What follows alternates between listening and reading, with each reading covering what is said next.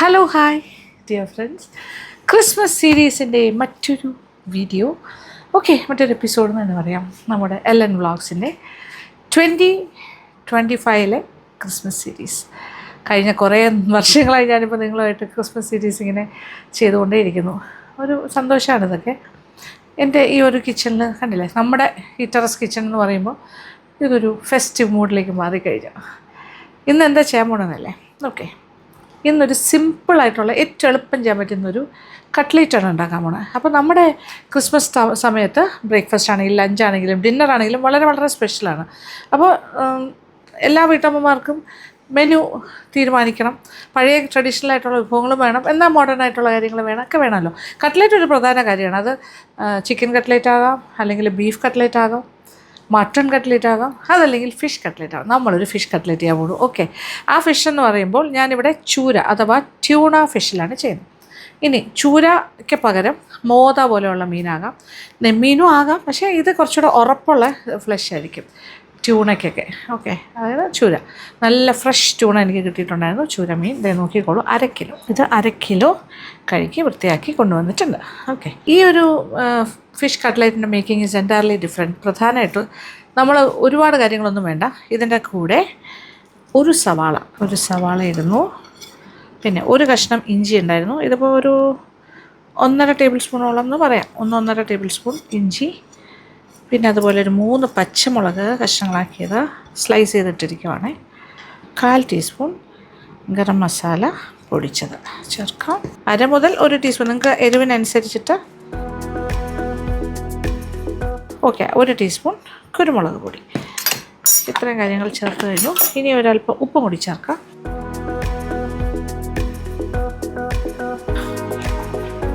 ചെറുതായിട്ടൊന്ന് മിക്സ് ചെയ്ത് കൊടുക്കാം.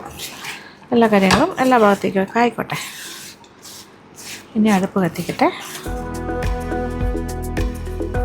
ഒരല്പം വെള്ളം കൂടി ഒഴിച്ചു കൊടുക്കാം. ഇത് വേകാൻ ആവശ്യമുള്ള വെള്ളം ഒരുപാടൊന്നും വേണ്ട, ഒരു 1/2 കപ്പ് വെള്ളം. പാത്രം ഒന്ന് അടച്ചിട്ടിട്ട് വേവിക്കാം. നന്നായിട്ട് കഷ്ണങ്ങളൊക്കെ വെന്ത, കൂടെ ചേർത്തിരിക്കുന്ന കാര്യങ്ങളും എല്ലാം വെന്ത് കിട്ടട്ടെ. അത്രേ ഉള്ളൂ പരിപാടി. നോക്കിക്കോളൂ. അപ്പോൾ ചെറുതായിട്ട് തള വന്ന് തുടങ്ങിയിട്ടുണ്ട്. നല്ല ഫിഷൊക്കെ വേകുന്നതിൻ്റെ ഒരു മണം ഇപ്പോഴേ വന്നു തുടങ്ങി.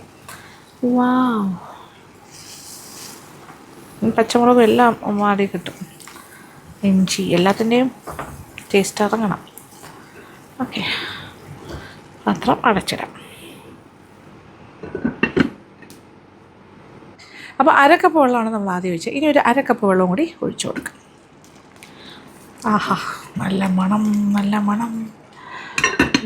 ഇതേ നോക്കിയേ. ഇഞ്ചിയുടെയും പച്ചമുളകിൻ്റെയും, ഇഞ്ചി, പച്ചമുളക്, ഫിഷ് എല്ലാം കൂടി ചേർന്ന് വരുമ്പോൾ ഒരു പ്രത്യേക മണമാണ്. ഇത് നല്ല മണം അറിയാം. വെന്തുകൊണ്ടിരിക്കുന്നു, ഞാനിങ്ങനെ കുത്തി കൊടുക്കുന്നതേ ഉള്ളൂ. കുറച്ചുകൂടി നന്നായിട്ട് വേകട്ടെ. അപ്പോൾ ഈ ഉള്ളിയും എല്ലാ കാര്യങ്ങളും ഒന്നുകൂടി ഒന്ന് വെന്ത് സെറ്റായി വരണം. ഈ വെള്ളം വറ്റി കിട്ടുകയും ചെയ്യും. അപ്പോഴത്തേക്കും എല്ലാം പാകത്തിന് വേകട്ടെ. വീണ്ടും അടച്ചിടാം.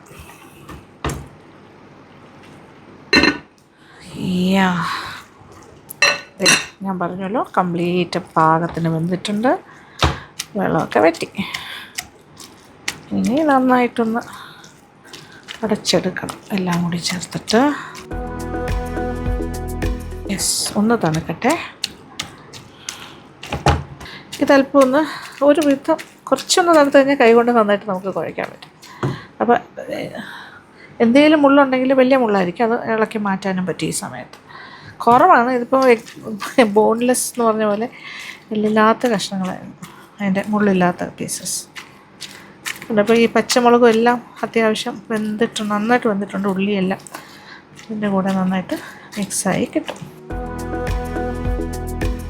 തവി കൊണ്ട് തന്നെയാണ് അതിനെ ഉടച്ചുകൊണ്ടിരിക്കുന്നത്. ഇത് ഫിഷ് ആയതുകൊണ്ട് പെട്ടെന്ന് തന്നെ ഉടഞ്ഞു കിട്ടും. ഒരു സിമ്പിൾ വർക്ക്. ഇച്ചിരി ഒന്ന് എടുത്തോട്ടെ, എന്നിട്ട് കൈ കൊണ്ട് നന്നായിട്ട് ഉടയ്ക്കും. മിക്സി നല്ല മണം എന്ന് വെച്ചാൽ നല്ല മണം. നല്ല രുചിയുടെ ഒരു മണമാണ് എനിക്കിപ്പോൾ കിട്ടുന്നത്. സാധാരണ ഒരു ഫിഷി ടേസ്റ്റ് അങ്ങനെയൊന്നുമല്ല. ആ ഫിഷി മണമേ അല്ല, വേറൊരു മണം, ഫിഷിൻ്റെ മണം കമ്പൈൻഡ് വിത്ത് സ്പൈസസ്. ഇത് നിങ്ങൾ ഉണ്ടാക്കുമ്പോൾ മനസ്സിലാവും എത്ര സിമ്പിളായിട്ട് ചെയ്യാൻ പറ്റുന്ന കാര്യമാണ്. Okay, such an easy recipe. Okay, ഒരല്പം ഒന്ന് എടുക്കട്ടെ, എന്നിട്ട് ബാക്കി പരിപാടികൾ ഞാൻ കാണിച്ചു തരാം.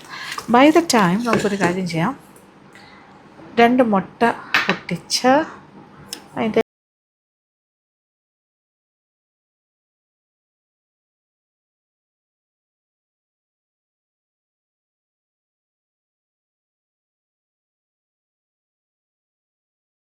ഓക്കെ, ഇതിൽ നിന്നും മഞ്ഞ മാത്രം മാറ്റാം. മഞ്ഞ ഉടയാണ്ട് എടുത്താൽ മതി. ഓക്കെ, യെസ്, വൈറ്റ് കിട്ടി. എഗ് വൈറ്റ് ഞാൻ കുറച്ചുകൂടി വലിയൊരു പാത്രത്തിലേക്ക് മാറ്റാം. എന്നിട്ട് ചെറുതായിട്ടൊന്നിങ്ങനെ ബീറ്റ് ചെയ്തു. ഓക്കെ, ഇതിവിടെ ഇരിക്കട്ടെ. ഇനി നമുക്ക് ഒരു മുട്ടയും കൂടി ഇതിൻ്റെ കൂടെ തന്നെ ഫുൾ എഗ് ഇങ്ങനെ പൊട്ടിച്ച് വയ്ക്കാം. എന്തായാലും ഒരു 2 യോക്കുണ്ട്, അതിനകത്തേക്ക് ചേർക്കാം. ഇതിൽ നിന്നും കുറച്ച് എടുത്തിട്ട് നമ്മുടെ ഈ ഒരു മീൻ മിശ്രിതത്തിൽ ചേർക്കാം. നോക്കിയേ, ഫിഷ് കുറച്ചൊക്കെ തണുത്തിട്ടുണ്ട്. ഇനി എനിക്ക് കൈ കൊണ്ടൊന്ന് നന്നായിട്ട് മിക്സ് ചെയ്യാം.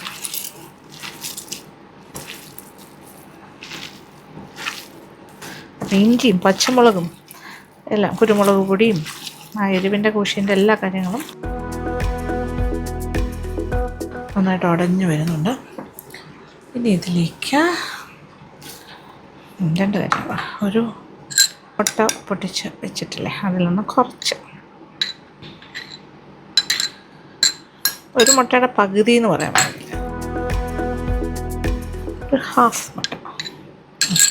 ഓക്കെ, ഇപ്പോൾ പകുതിയായിട്ടുണ്ട്. ഇതിലേക്ക് കുറച്ച് റൊട്ടിപ്പൊടിയും കൂടി ചേർക്കാം. ഫ്രഷായിട്ടുള്ള ബ്രെഡ് പൊടിച്ച് ചേർത്താലും മതി. ഇതെൻ്റെ കയ്യിൽ ബ്രെഡ് ക്രംസാണ്, അപ്പോൾ നല്ലൊരു പിടുത്തം കിട്ടും. നമ്മളിതിൽ ഉരുളക്കിഴങ്ങൊന്നും ചേർക്കുന്നില്ല. ഈ റൊട്ടിപ്പൊടിയാണ് എൻ്റെ ഒരു മെയിൻ ബൈൻഡിങ് ഏജൻറ്റ്, മുട്ടയും റൊട്ടിപ്പൊടിയും. ഇപ്പോൾ ഫ്രഷ് ബ്രെഡ് ക്രംസ് ആണെങ്കിലും നല്ലതാണ്.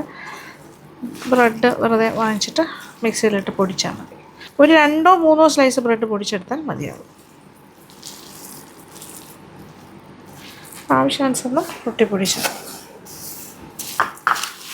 1/2 മുതൽ 1/2, 1/4, 1 അതിനനുസരിച്ചിട്ട് നിങ്ങൾക്ക് എത്ര തോന്നുന്നു അത് ചേർക്കാം. നമ്മുടെ കട്ട്ലറ്റിൻ്റെ കൂട്ട് ഈസ് റെഡി. ഫിഷ് കട്ട്ലറ്റ് കൂട്ട് നന്നായിട്ട് മിക്സ് ചെയ്തെടുക്കാം. കുഴഞ്ഞ പാകത്തിന് കിട്ടും. ഇനി ഇതിൽ നിന്നും ഉരുളകൾ എടുത്ത് ഒന്ന് ഷേപ്പ് ചെയ്തിട്ട് മുട്ടയുടെ വെള്ളയിൽ മുക്കി റൊട്ടിപ്പൊടിയിൽ പൊതിഞ്ഞ് എണ്ണയിൽ വറുത്തെടുക്കാം. എരിവ് കുറച്ചുകൂടെ വേണം തോന്നുകയാണെങ്കിൽ കുറുമ, പക്ഷെ മതി, അത്യാവശ്യം എരിവൊക്കെ ഉണ്ട്, ഉപ്പും ഉണ്ട് ആവശ്യത്തിന്. കുറച്ച് കറിവേപ്പിലയും കൂടി ഇതിനകത്തേക്ക് ചേർത്ത് കൊടുക്കാം.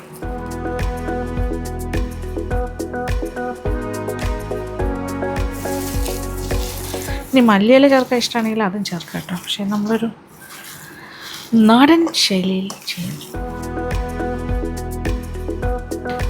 ഓക്കെ, അതായത് നമുക്ക് ചെറിയ ഉരുളകളായിട്ട് ഉരുട്ടാൻ പറ്റണം. കട്ട്ലറ്റിൻ്റെ സൈസൊക്കെ നമുക്ക് തീരുമാനിക്കാം, എത്ര വേണം.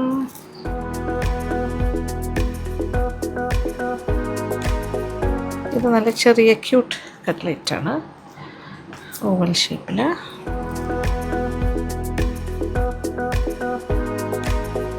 ഇങ്ങനെ വേണമെങ്കിൽ ഇങ്ങനെ, കുറച്ചുകൂടി വലിപ്പം വേണമെങ്കിൽ അങ്ങനെ. ഓക്കെ,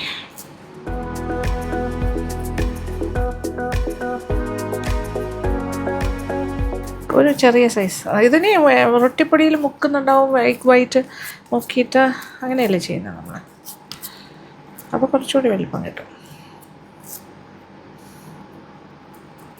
മോൾഡൊന്നും വേണ്ട, നമ്മുടെ കൈ കൊണ്ട് തന്നെ നന്നായിട്ട് ഷേപ്പ് ചെയ്യാൻ പറ്റും.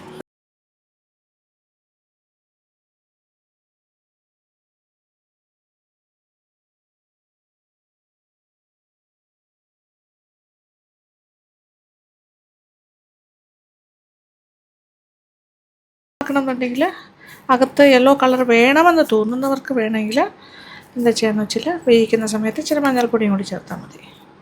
ഇത് കുറച്ച് ഈ കൂട്ടൊരു മഞ്ഞ കളർ പോലെ കുറച്ചൊരു യെല്ലോയിഷ് ആയിരിക്കും. ഇതിൽ ഉരുളക്കിഴങ്ങില്ല, just fish and the bread crumbs. അപ്പോൾ ആ മീനിൻ്റെ നല്ല ഫ്ലേവർ നമുക്ക് കിട്ടും. വളരെ ഹെൽത്തി ആയിരിക്കും ഈ ഒരു ഭക്ഷണം. അങ്ങനെ ഈസി ആയിട്ട് കട്ട്ലറ്റ് ഉണ്ടാക്കാമെന്ന് മനസ്സിലായിരുന്നു. ഫിഷ് കട്ട്ലറ്റ് ഇതിനെക്കാട്ടി എളുപ്പമുള്ള വേറൊരു മെത്തേഡ് ഉണ്ടോ എന്ന് തന്നെ എനിക്ക് സംശയം. നമ്മൾ വേറെ ഒരുപാട് അരിഞ്ഞ് വഴറ്റി ഉള്ളി ഇഞ്ചി പച്ചമുളക് ഒന്ന് വഴറ്റി അതൊന്നും വേണ്ട. ജസ്റ്റ് ലൈക്ക് ദിസ് ഡയറക്റ്റ് ഒന്ന് വേവിക്കുക, അപ്പോൾ കൈ കൊണ്ട് തന്നെ ഉടച്ചെടുക്കുക, ഷേപ്പ് ചെയ്യുക, വറുത്തെടുക്കുക, അത്രേ ഉള്ളൂ. ഏകദേശം ഒരു യൂണിഫോം പാറ്റേണിൽ തന്നെ ഞാൻ എടുക്കുന്നു. നമ്മൾ എടുക്കുന്ന ഉരുളയുടെ സൈസ് സിമിലർ ആണെങ്കിൽ കറക്റ്റ് ആയിരിക്കും. ഇതൊരു ചെറിയ നാരങ്ങ, എന്താ പറയുക, വലിയ നാരങ്ങയല്ല, ഒരു ചെറിയ നാരങ്ങയുടെ വലിപ്പത്തിലാണ് ഞാൻ എടുക്കുന്നത്. ഇനി ഇത് വലിപ്പത്തിൽ ഉണ്ടാക്കണമെങ്കിൽ കുറച്ചുകൂടെ വലിപ്പം കൂട്ടുകയും ചെയ്യാം. ഓക്കെ, ആ ഒരു എടുക്കുന്ന ബോളിൻ്റെ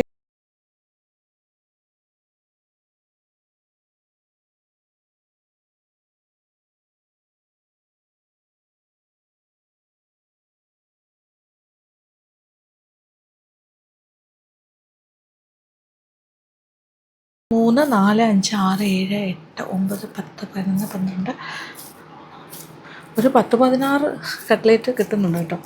ഈ സൈസ് ഈ അളവിലാണ്. അതായത് 1/2 കിലോ ചൂര മീൻ അഥവാ ട്യൂണ ആണ് ഞാനിപ്പോൾ എടുത്തിരിക്കുന്നത്. അത്രേ ഉള്ളൂ. വേറെ വലിയ ചിലവൊന്നും ഇല്ലാണ്ട് നമുക്ക് ചെയ്യാൻ പറ്റിയ ഒരു കാര്യമാണ്. ആ മീനിൻ്റെ കാശേ ഉള്ളൂ. ഉള്ളി ഒരെണ്ണമേ എടുത്തിട്ടുള്ളൂ. ഇഞ്ചിയാണെങ്കിൽ ഒരു ചെറിയ കഷ്ണം, പിന്നെ ഒരു കഷ്ണം, അത്രേ ഉള്ളൂ, ഒരു സ്ക്വയർ പീസ്. പിന്നെ ഞാൻ എടുത്ത കാര്യം എന്ന് പറയുന്നത് നമ്മൾ പച്ചമുളക്, ഒരു 3 പച്ചമുളക്, പിന്നെ കുറച്ച് കുരുമുളക് പൊടി, ഒരു മുട്ടയുടെ പകുതി, ഇനി 2 മുട്ടയുടെ വെള്ള വേണം, കുറച്ച് റൊട്ടിപ്പൊടി. ഈ റൊട്ടിപ്പൊടി എന്ന് പറഞ്ഞ് വാങ്ങിച്ച് കാശ് കളയേണ്ട ആവശ്യമില്ല. ബ്രെഡ് വാങ്ങിച്ചിട്ട് പൊടിച്ചെടുത്താലും മതി. ഒരു 2 സ്ലൈസ് ബ്രെഡ് പൊടിച്ചത് ഇതിനകത്ത് ചേർക്കാനും ബാക്കി ഒരു 4-5 സ്ലൈസ് പൊടിച്ചത് മുക്കി കോട്ട് ചെയ്തിട്ട് വറുക്കാൻ. ഇത്രേ ഉള്ളൂ. അപ്പം മിനിമം കോസ്റ്റിൽ നമുക്കിത് വർക്കൗട്ട് ചെയ്യാൻ പറ്റും. Easy recipe.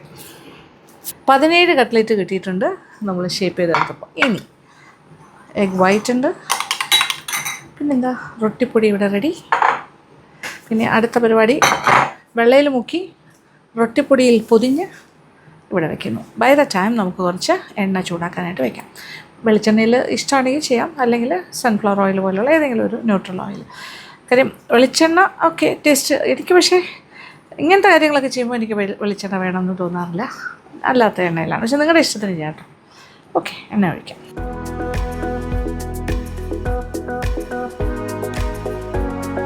വറുത്ത് കോരാൻ ആവശ്യമുള്ള എണ്ണ ഞാൻ ഒന്ന് തീ അല്പം കുറച്ചിട്ടു. അത് ചൂടാകുന്ന സമയം കൊണ്ട് നമ്മളുടെ ജോലി തുടരാം. അതായത് എഗ് വൈറ്റ് നോക്കുന്നു, നോക്കിക്കോളൂ.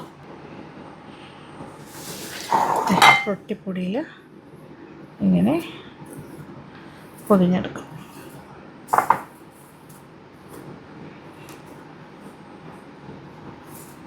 എന്നിട്ട് പ്ലേറ്റിലേക്ക് മാറ്റാം. ഈ ഒരു പ്രോസസ്സ് ഇങ്ങനെ ചെയ്തുകൊണ്ട്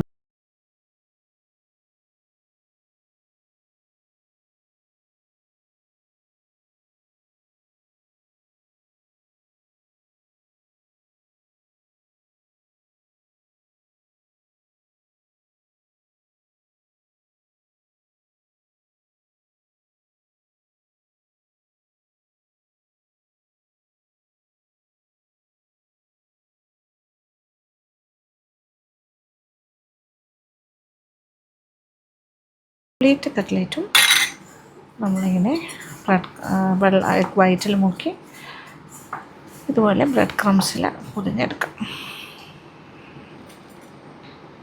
ഇത് പെട്ടെന്നാകും കേട്ടോ, ഭയങ്കര ഈസിയാണ്. 17 കട്ട്ലേറ്റ് കിട്ടും. ഒരു ഫാമിലിക്ക് ധാരാളം മതി. കുട്ടികൾക്ക് ഇഷ്ടംപോലെ കൊടുക്കാം. നല്ല ഹെൽത്തിയാണ്. ഈ ട്യൂണ ഫിഷ് എന്ന് പറഞ്ഞാൽ ചൂര മീനൊക്കെ നല്ലതല്ലേ ഹെൽത്തിന്. Very nice. പിന്നെ ഇനി ഓയിൽ അവോയ്ഡ് ചെയ്യണം എന്നുള്ളവർക്ക് എയർ ഫ്രയറിൽ വെച്ചിട്ട് വേണമെങ്കിലും ഇത് റെഡിയാക്കി എടുക്കാം. ഓക്കെ, ഫ്രൈ ചെയ്തെടുക്കാൻ പറ്റും. അപ്പോൾ ഓയിൽ ഫ്രീ ആയിട്ട് അങ്ങനെയും ചെയ്യാം.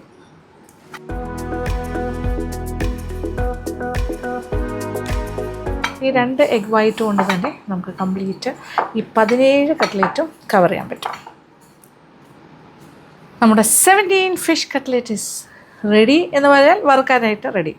ഇത് നേരത്തെ തന്നെ തയ്യാറാക്കി ഫ്രീസ് ചെയ്ത് നമ്മൾ ഫ്രീസറിൽ വെച്ച് കഴിഞ്ഞാൽ നല്ലതായിട്ട് കവർ ചെയ്ത് ഫ്രീസറിൽ സൂക്ഷിക്കാം വേണമെങ്കിൽ. അപ്പോൾ ഉണ്ടാക്കുന്ന സമയത്ത് പുറത്ത് ഒരു മണിക്കൂർ മുന്നേ എടുത്ത് വെച്ചിട്ട് ഒരുവിധം റൂം ടെമ്പറേച്ചർ ആയി കഴിഞ്ഞാൽ വറുത്തെടുക്കാം. അങ്ങനെയും ചെയ്യാം. ഇപ്പോൾ എണ്ണ ചൂടായി കഴിഞ്ഞാൽ കട്ട്ലേറ്റ് ഉണ്ടാക്കുമ്പോൾ ശ്രദ്ധിക്കേണ്ട ഒരു പ്രധാന കാര്യം, കട്ട്ലേറ്റ് ഇടുന്ന സമയത്ത് എണ്ണയ്ക്ക് നല്ല ചൂടുണ്ടാകണം. ആ ഒരു ചൂടിലൊന്ന് സെറ്റാകുമ്പോൾ പിന്നെ ഒരു മീഡിയം ഫ്ലെയിമിലേക്ക് മാറ്റിയിട്ട് അതായത് ചൂട് ക്രമീകരിച്ചിട്ടാണ് വറുത്ത് വരുന്നത്. എടുക്കുന്ന സമയത്തും ചൂടുണ്ടാകും, അല്ലെങ്കിൽ എണ്ണ കുടിക്കും. ഓക്കെ, ഇപ്പോൾ നല്ല ചൂടായി കിടക്കുമ്പോൾ ഉണ്ടാക്കി തുടങ്ങും.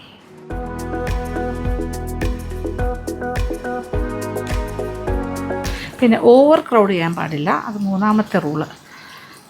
അങ്ങനെയൊക്കെ വരുമ്പോഴാണ് പൊടിഞ്ഞു പോകുന്നത്. കുറച്ച് കുറച്ചിട്ടിട്ട് വറുക്കണം. ഓക്കെ, ആവശ്യത്തിനായി ഇത് ഇത്രയും വറുത്ത് കഴിഞ്ഞിട്ട് ഒരു 2 പ്രാവശ്യമായിട്ട് ബാക്കിയും കൂടി വറുത്തെടുക്കാം. ഇപ്പോൾ നല്ല ഹൈ ഹീറ്റിലാണ്, നല്ല ചൂടായി കിടക്കുന്നു. ആ ചൂടിൽ ഒന്ന് കിടക്കട്ടെ. ഈ സമയത്ത് നമ്മൾ അനക്കണ്ട. ഇപ്പോൾ കാണുന്നുണ്ടല്ലോ ഒരു ഗോൾഡൻ ബ്രൗൺ ആയി തുടങ്ങി. ഇനി നമുക്ക് കുറച്ചൊന്ന് ഇങ്ങനെ അനക്കി കൊടുക്കാം, കുഴപ്പമൊന്നുമില്ല. ഈവനായിട്ട് എല്ലാ ഭാഗവും മുരിഞ്ഞ് വരും. അങ്ങനെ തന്നെയാണ്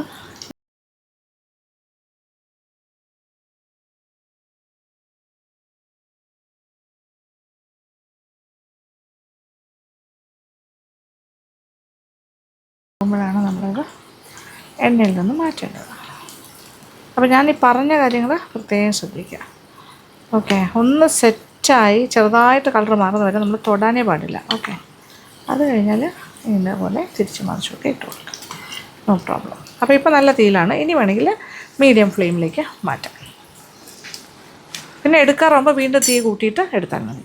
ഇതിലിപ്പോൾ നമ്മൾ എഗ് വൈറ്റിൽ മാത്രമല്ലേ മുക്കുന്നത്.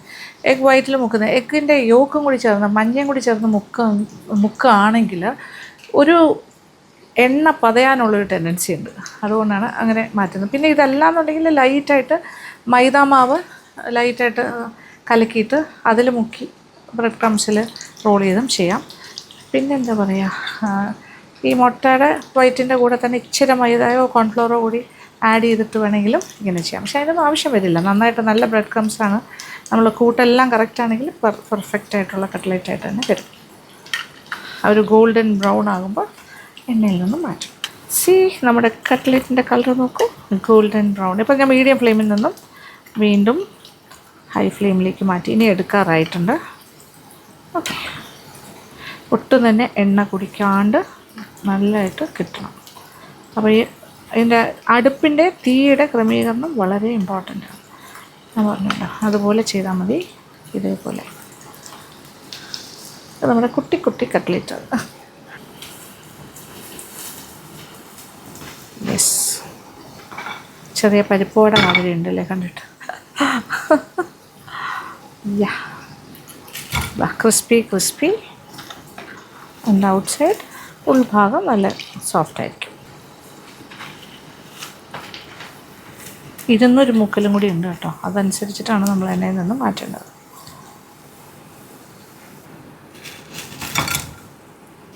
ആഹാ, എന്ത് കരുതരുപ്പാന്ന് ശബ്ദം കേൾക്കുമ്പോൾ അറിയാമല്ലോ. ഇനി ബാക്കിയിരിക്കുന്നതും 2 പ്രാവശ്യമായിട്ട് ഇങ്ങനെ ഇട്ട് കൊടുക്കാം.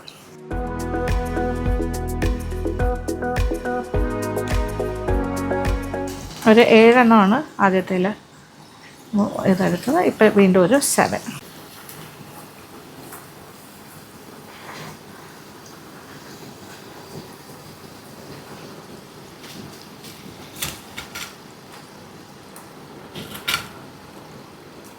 ലാസ്റ്റ് ലോട്ട് 4 എണ്ണേ ഉള്ളൂ.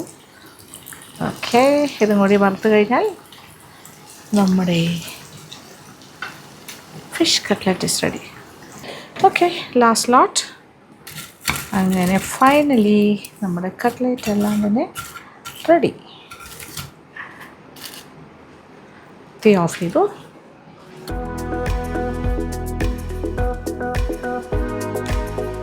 കട്ട്ലെറ്റ്സ് ആർ റെഡി. ഇനി ഇതിൻ്റെ കൂടെ കഴിക്കാൻ എന്താ വേണ്ടത്?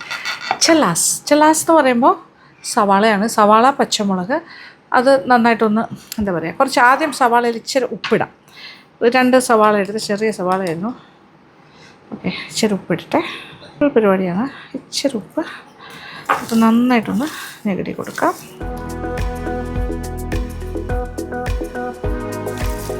ഒന്ന് സോഫ്റ്റാകും. അത് കഴിഞ്ഞിട്ട് വേണമെങ്കിൽ അല്പം ഒന്നിങ്ങനെ പിഴിഞ്ഞ് കളയാം. സോഫ്റ്റായി കഴിഞ്ഞിട്ട്, ഇച്ചിരി സോഫ്റ്റായി കഴിഞ്ഞാൽ നമ്മളിങ്ങനെ പിഴിയുമ്പോൾ അതിനകത്ത് നിന്ന് ഇച്ചിരി വെള്ളം വരും യൂസ് ചെയ്ത്. ആ വെള്ളം വേണമെങ്കിൽ കളയാം. കാര്യം അത് ഒരുപാട് ഉള്ളിയുടെ ഒരു കടുപ്പം വരാണ്ടിരിക്കാൻ അങ്ങനെ ചെയ്യാം. ഈ വെള്ളമാണ് നമ്മൾ ഡിസ്കാർഡ് ചെയ്ത് കളയുക. ഓക്കെ, എന്നിട്ട് കളഞ്ഞിട്ട് വരാം. ഇതിപ്പോൾ ഒരു ചെറിയ ക്വാണ്ടിറ്റിയാണ് ഞാൻ എടുത്തിരിക്കുന്നത്. കൂടുതലാണെങ്കിലും ഇങ്ങനെ തന്നെ ചെയ്താൽ മതി. അപ്പം കളഞ്ഞു. ഇനി അതിലേക്ക് വീണ്ടും നമ്മൾ ഉള്ളി തിരിച്ചിടുന്നു. അതിനോടൊപ്പം കുറച്ച് പച്ചമുളക്, വലിയ പച്ചമുളകാണ്. കൂടുതൽ സവാള ഉണ്ടെങ്കിൽ കൂടുതൽ പച്ചമുളക്. അപ്പോൾ ഉപ്പ് ആവശ്യത്തിനുണ്ട്. ഇനി ഇതിലേക്ക് ഒരല്പം പഞ്ചസാര, ഒരു 1/2 ടീസ്പൂൺ, 1/2 ടീസ്പൂൺ തന്നെ വേണ്ട, ഒരു 1/4 ടീസ്പൂൺ പഞ്ചസാര ചേർക്കാം. ഇതിനൊരു കളർഫുൾ ആക്കാൻ വേണ്ടി ഞാൻ എന്താ ചെയ്യണമെന്ന് വെച്ചാൽ ഇതും കൂടി ചേർക്കുന്നു. അപ്പോൾ ഇച്ചിരി കൂടെ കളറ് കിട്ടും. നോക്കിയേ, ഉള്ളിയുടെ കളറൊക്കെ മാറുന്നതാണ്. ഈ ബീട്രൂട്ടിൻ്റെ ടേസ്റ്റ് അങ്ങനെ അതിനകത്തേക്ക് വരേണ്ട ആവശ്യമില്ല. അതിന് വേണ്ടി ചേർത്താൽ മതി. അത്രയ്ക്ക് കുറച്ച്. ഇതിപ്പോൾ 1 ടീസ്പൂണിനകത്തേ ഞാൻ ചേർത്തിട്ടുള്ളൂ. അപ്പോൾ തന്നെ കളർ മാറി. ഇനി ഒരല്പം വിനാഗിരി, 1 ടീസ്പൂൺ വിനീഗറും കൂടി ചേർത്തോളൂ. 1 ടീസ്പൂൺ വിനീഗർ. നല്ലൊരു മിക്സി. ആഹാ, beautiful colourful challas is ready. ഇങ്ങനെയാണ് ചെല്ലാസ്. ഇതൊരു നല്ല കോമ്പിനേഷനാണ് കട്ട്ലേറ്റിൻ്റെ കൂടെ കൊടുക്കാൻ. ഇതിൻ്റെ കൂടെ പിന്നെ ടൊമാറ്റോ കെച്ചപ്പോ സോസ്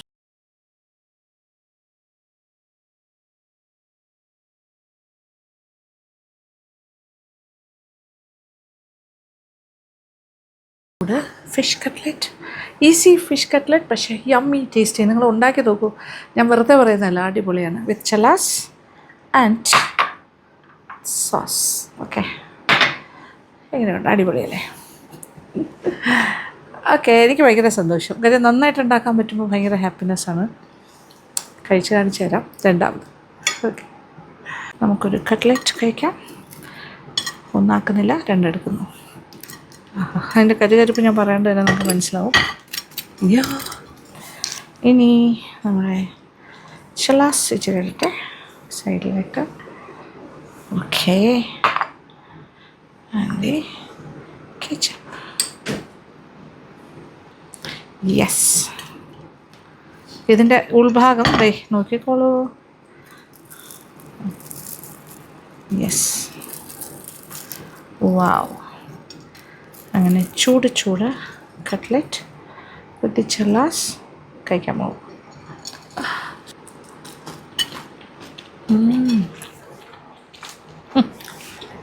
അടിപൊളി.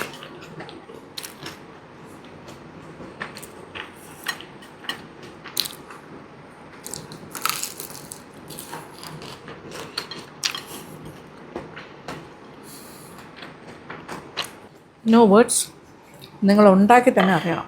ഓക്കെ, ഇത് കഴിക്കുമ്പോൾ എൻ്റെ മനസ്സിലേക്ക് ഓടി വരുന്ന എൻ്റെ അമ്മയുടെ മുഖമാണ്. കാരണം എൻ്റെ അമ്മ ഭയങ്കര കുക്കൊന്നുമല്ല, ഒരുപാട് ഐറ്റംസ് ഉണ്ടാക്കില്ല. പക്ഷെ അമ്മയുടെ കുറച്ച് ഐറ്റംസ് ഉണ്ടാക്കും. അതിലൊന്നാണ് ഫിഷ് കട്ട്ലറ്റ്. ഉണ്ടാക്കാൻ അറിയാം പുള്ളിക്കാരി, അത് ഇഷ്ടപ്പെടുന്നൊരു കാര്യമാണ്. അങ്ങനെ കുറച്ച് 1, 2, 3 ഐറ്റംസാണ് ഉണ്ടാക്കുന്നത്. ക്ലീനിങ്, വീടിൻ്റെ പാത്രം കഴുകൽ, അങ്ങനത്തെ കാര്യങ്ങളൊക്കെ കൂടുതൽ ഇഷ്ടമാണ് കുക്കിങ്ങിനെക്കാട്ടിലും. പക്ഷേ ഒരുപാട് റെസിപ്പീസ് കളക്ട് ചെയ്യുമായിരുന്നു. പിന്നെ ഇതുപോലെയൊക്കെ ഒരു പർട്ടിക്കുലർ കേക്ക് ക്രിസ്മസിന് ഉണ്ടാക്കുന്നത്, പിന്നെ അതുപോലെ കട്ട്ലറ്റ്, ഇതൊക്കെയാണ് സ്പെഷ്യൽ ഐറ്റംസ്. അപ്പോൾ ഫിഷ് കട്ട്ലറ്റ് അമ്മയുടെ ഓർമ്മയാണ്.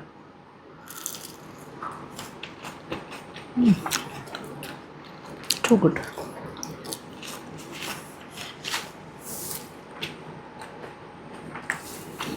ഇപ്പോൾ കഴിക്കുമ്പോൾ തന്നെ നമുക്ക് ഇഞ്ചി, പച്ചമുളക് എല്ലാം കിട്ടും. ആഹാ, ടേസ്റ്റി, യമ്മി. ഈ സൈഡൊന്നും ഇല്ലാണ്ട് തന്നെ കഴിക്കാനും ഭയങ്കര ടേസ്റ്റാണ്. ഇത് ബ്രെഡിനകത്ത് സാൻഡ്വിച്ച് പോലെ ആക്കി കുട്ടികൾക്ക് കൊടുക്കാം. അങ്ങനെയെല്ലാം എങ്ങനെ വേണമെങ്കിലും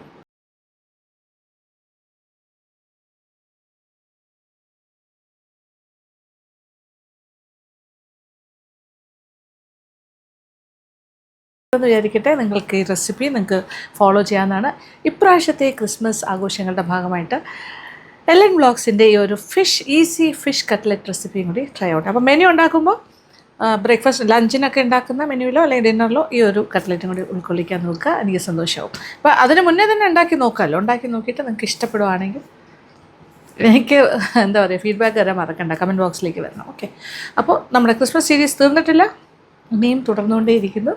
അപ്പോൾ thank you so much. Thank you for watching. ഇനി അടുത്ത വീഡിയോയ്ക്ക് ആയിട്ട് ഞാൻ കുറേ കാര്യങ്ങൾ, അപ്പോൾ ഞാൻ ഇന്നത്തെ ദിവസം 2-3 വീഡിയോ എടുത്തുകൊണ്ടിരിക്കുകയാണ്. രാത്രി സമയമാണ് എൻ്റെ ഷൂട്ടിംഗ് കൂടുതലും. അപ്പോൾ ഇനിയും ഉണ്ടാക്കാൻ പോകണം. അപ്പോൾ എനിക്കൊരു മാരിനേഷൻ ചെയ്ത് വെക്കണം, നല്ലൊരു ചിക്കൻ റോസ്റ്റിന് വേണ്ടിയിട്ട്. അപ്പോൾ ഇനിയിപ്പോൾ കോസ്റ്റ്യൂം ഒന്നും മാറുന്നില്ല, ഈ ഒരു കോസ്റ്റ്യൂമിൽ തന്നെ മാരിനേഷൻ ചെയ്ത് വെക്കും. അത് നാളെ ആയിരിക്കും ഉണ്ടാക്കാൻ പോകുന്നത്. ഓക്കെ, ഒരു 24 hours മാരിനേഷൻ വേണം. അപ്പോൾ സന്തോഷം.